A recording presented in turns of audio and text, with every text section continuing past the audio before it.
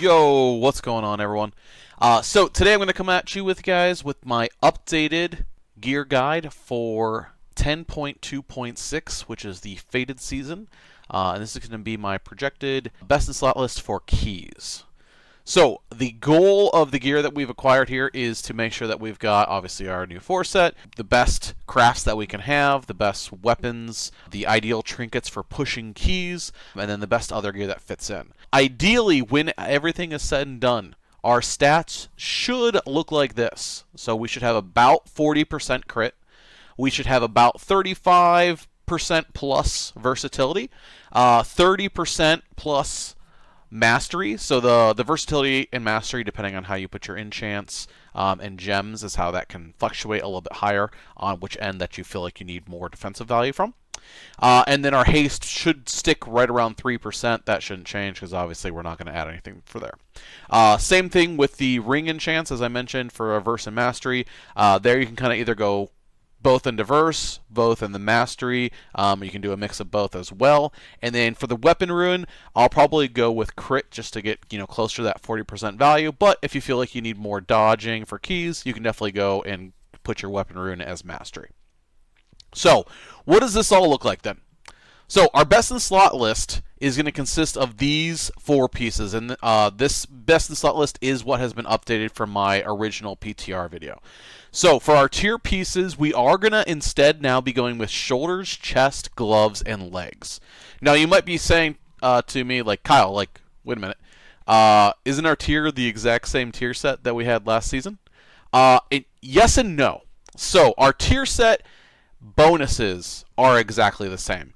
However, the tier set stats are actually based off of the appearance that we get. And while we are getting the set bonus from Season 3, we are getting the appearances from Season 1, which means that we are instead going to want to run shoulders, chest, gloves, and legs. Previously, I had us running helm instead of shoulders. So our shoulders are going to come with crit and haste on them. Unfortunately, there is haste on that. But the haste is low haste. Our chest is going to have crit and verse. Our gloves are going to have high mastery and low crit. And then the pants are going to come with high verse and low mastery. The helmet, if we had gone with the helmet, was going to have high haste, so we definitely don't want that. Now, because we are moving into having shoulders for our tier piece, this is going to adjust also the crafts that I had projected previously. So we're still going to stick with the slimy expulsion boots, which has the set stats on it. And now we're going to be switching over to crafting a lifebound belt instead of the shoulders that I had in my PTR video. So it's going to be the lifebound belt, and we're going to put the toxic armor patch on that. With this, ideally you'll want to put crit and mastery on these when you pick the stats for it. Now, I still highly recommend, even if you have a B-Res in your group, to run the engineering B-Res bracers. This comes with just 1 stat on it, so you'll ideally want to put crit in here. It does give us the highest stat value there because instead of having 2 stats added together, it's just 1, so giving really high crit is really nice there. And then for a well-fed buff, I am going to put this onto the cloak because it's going to be the lowest stat item that we can choose for a 4th piece here because of the fact that we're going to have our special rings later. So we're going to go with a well-fed cloak, and with that we're going to do crit and verse as well.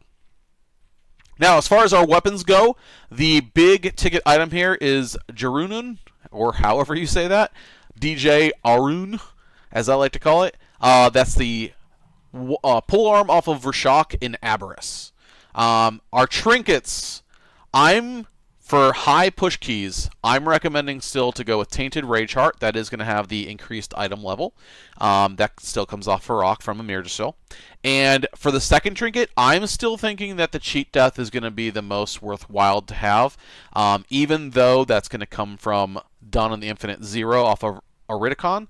That having that cheat death capability is going to be probably the most important thing as keys get higher and higher, and you're working on pushing a key. Now, once you feel like you've mastered a key, then you might want a different trinket, and I have some options for you later. But so we are going to go with the Prophetic Stone Scales Cheat Death off of Iridicon, which will be a Dawn of the Infinite Zero dungeon.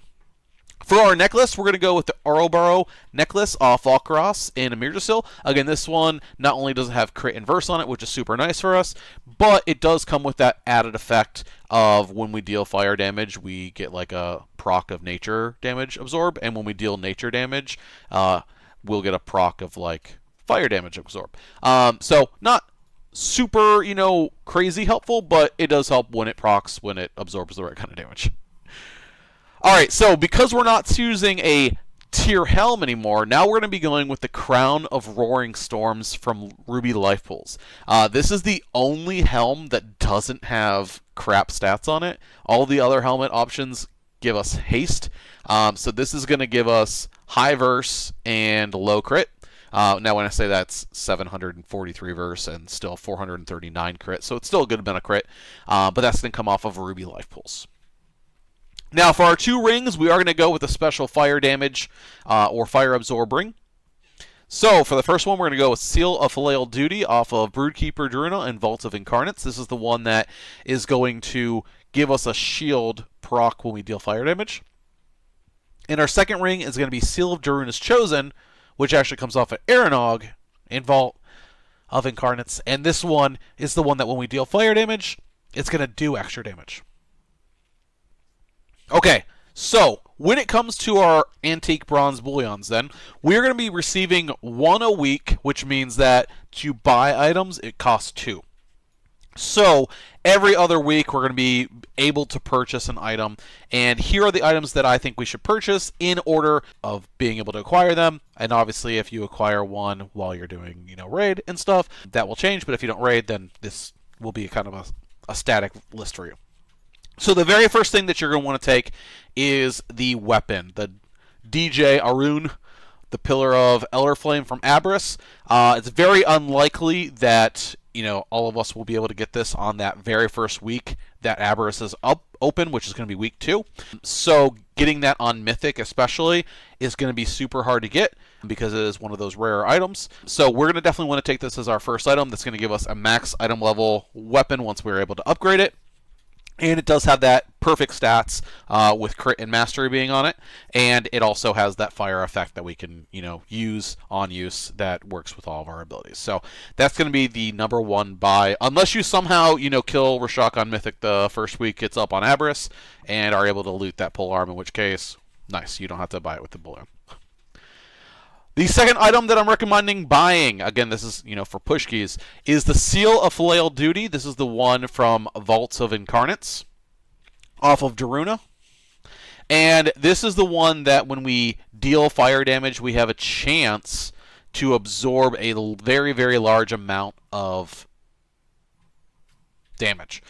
So this does unfortunately come with Mastery and Haste, but even though it's not the best, stats with it, again, the Absorb Shield, when it procs like 3 times a minute.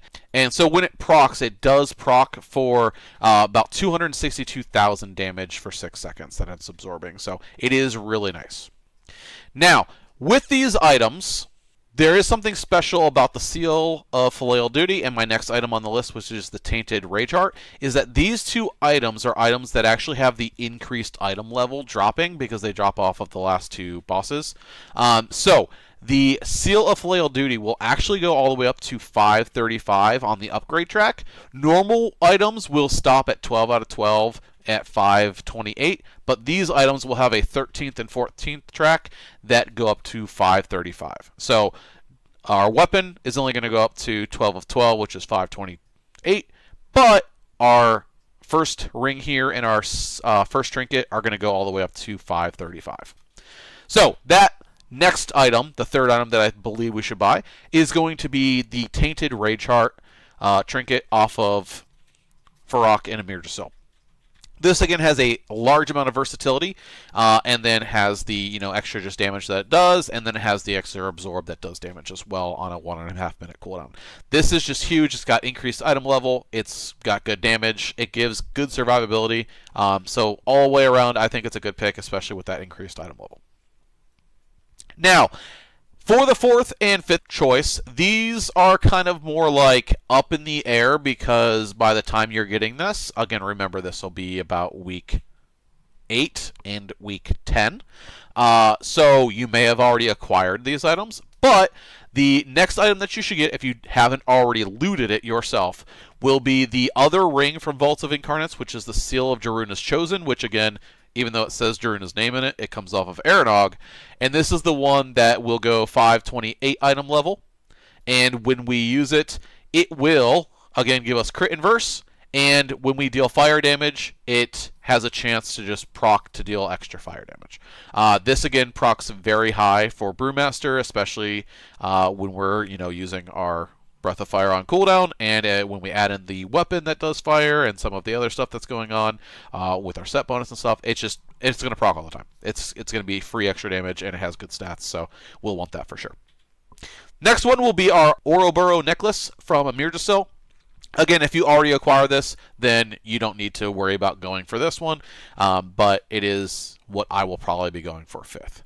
Now, the 6th slot, or the 5th and 6th slot, depending on how lucky you got with the 4th and 5th slot here on the Bronze Bullions, would be alternate trinket items for when you don't want to run the prophetic stone scales. So here there's some really good options. Obviously, the augury of Primal Flame off of Farok is a good choice because, again, it does have that increased item level, doing 535 item level, and it has crit, and then just does like passive damage when you crit. So it's a good just like extra damage, free damage thing. And then the other good option would be like Storm Eater's Boon, which again has a huge chunk of agility on it, and then it's on a 3-minute cooldown. It just does like a crap ton of damage over 10 seconds. You are rooted while you do that, where you can't really move around, but it does a crap ton of damage. So if you're looking for just like a fun trinket to use on like weekly keys when you're not pushing, that'll be a good choice. There's obviously really good trinkets all over the place that you can also choose from. So I'll let you explore and look at things. Those are ones I'm looking at potentially doing, and that's my list of what I'm going to use for my antique bronze bullions. So if you have any questions about this list, the stats, the items, anything like that, where we get them, or maybe you have some ideas of what you would like to use instead, please let me know in the comments down below. If you enjoyed this video, please do leave a like, and if you would like to subscribe, that also helps me out. It'll also help you out by making it easier for you to access my content, just because it'll show up on your feed, higher priority, so you can do that. But anyways, I will catch you guys in the next one.